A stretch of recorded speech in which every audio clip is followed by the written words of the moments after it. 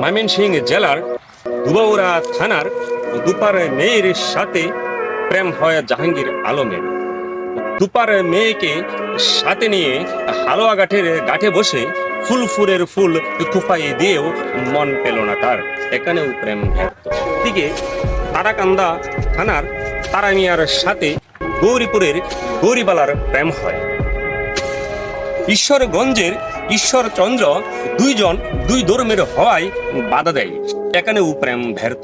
দিকে মুক্তাগাছার মুক্তাকে নিয়ে ভালুকার বালু ব্যবসায়ী বাবুলি মিয়া ফুলবাড়িয়ার ফুলবানুর বাড়িতে অবস্থান নেয়। কথা ছিল নান্দালের নান্দনিক ডিজাইনের শাড়ি পরে বিয়ের পিড়িতে বসা।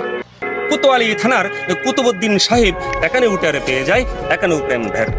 এদিকে ত্রিশালের 30 বছর বয়সী নারী গফর গাঁওয়ের 15 বছর বয়সের ছেলে গফরকে নিয়ে পাগলা থানার পাগল মাসুদের কাছে অবস্থান করে। উৎসুক জনতা এখানে উঠার পেয়ে যায়, এসে বলে পাগলামির একটা সীমা থাকা দরকার।